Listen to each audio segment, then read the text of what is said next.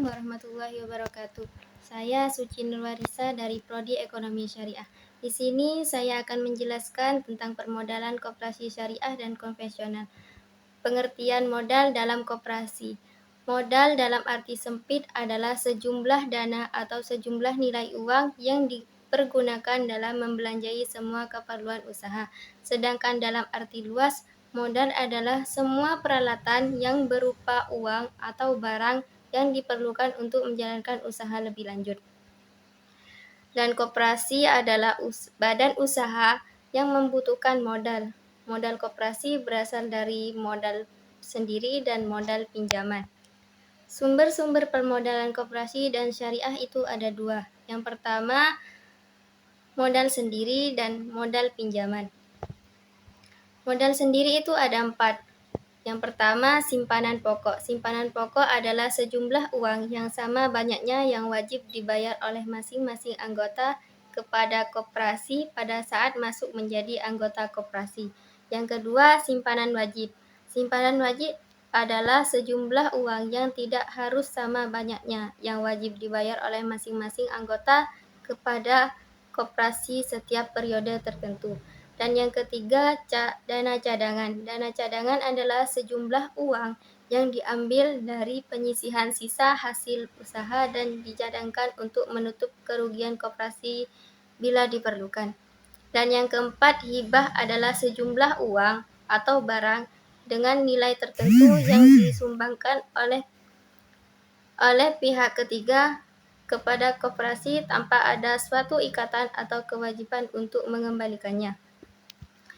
Dan untuk modal pinjaman atau modal luar, yaitu pertama anggota, kedua koperasi lainnya atau anggotanya, yang ketiga bank dan lembaga keuangan lainnya, 4 penerbitan obligasi dan surat hutang lainnya, yang kelima sumber lain yang sah. Prinsip dalam permodalan koperasi yaitu ada 5. Pertama, pengendalian dan pengelolaan koperasi harus tetap berada di tangan anggota. Yang kedua, modal harus dimanfaatkan untuk usaha-usaha yang bermanfaat. Yang ketiga, balas jasa terhadap modal diberikan secara terbatas. Yang keempat, koperasi memerlukan modal yang cukup untuk membiayai usahanya secara efisien. Dan yang terakhir, usaha-usaha koperasi harus dapat membantu pembentukan modal baru. Tujuan dan prinsip koperasi syariah dan konvensional. Tujuan koperasi konvensional yaitu meningkatkan kehidupan ekonomi anggota koperasi dan masyarakat sekitarnya. Yang kedua, meningkatkan kesejahteraan ekonomi anggota koperasi dan masyarakat di sekitarnya. Dan membantu konsumen dengan memberikan penawaran harga yang relatif lebih terjangkau dan yang lainnya. Untuk prinsipnya yaitu keanggotaan tidak dipaksa. Yang kedua, dalam pengelolaannya koperasi harus bersifat demokratis. Dan yang terakhir, mengutamakan kemandirian.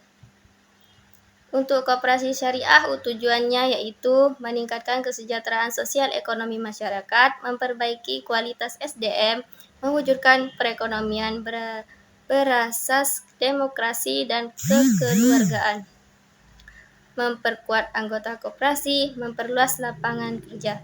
Dan untuk prinsipnya, kesukarelaan dan keterbukaan dalam menjadi anggota, demokratis dalam pengelolaan koperasi, adil dalam perolehan sisa hasil usaha, dan kemandirian. Dan untuk perbandingan permodalan konvensional dan syariah dalam pengembangan usaha yaitu permodalan yang diberikan bank konvensional terhadap pedagang pasar sentral dapat mengembangkan usaha yang dijalankan karena dengan pinjaman yang diberikan kepada pihak bank untuk pedagang dapat memperbanyak barang. Begitupun dengan permodalan yang diberikan bank syariah terhadap pedagang pasar sentral dapat mengembangkan usahanya. Di Indonesia mayoritas muslim akan tetapi mereka lebih memilih bank konvensional dalam melakukan transaksi terutama dalam hal kredit, di mana bank konvensional yang menerapkan sistem bunga sebagaimana yang diketahui bahwa bunga bank adalah riba yang dilarang dalam Islam. Dan yang terakhir, kelebihan dan kekurangan permodalan koperasi konvensional dan syariah. Dan untuk konvensional, kelebihannya menggunakan pinjaman modal pada bank konvensional ini di mana pengurusannya mudah dan cepat karena pinjaman modal usaha dari perbankan yang dapat membantu pedagang untuk menjalankan dana mengembangkan usahanya. Kekurangannya menggunakan modal pinjaman konvensional menggunakan sistem bunga atau riba. Selain itu, bank konvensional tidak memperhatikan jenis usaha yang dijalankan calon nasabah, akan tetapi bank hanya melihat hasil atau pendapatan yang diperoleh nasabah agar tidak menjadi kredit macet. Dan untuk syariah, kelebihan menggunakan modal pinjaman bank syariah akadnya yang sangat jelas, transparan, dan sistem bagi hasilnya yang menjauhkannya dari riba.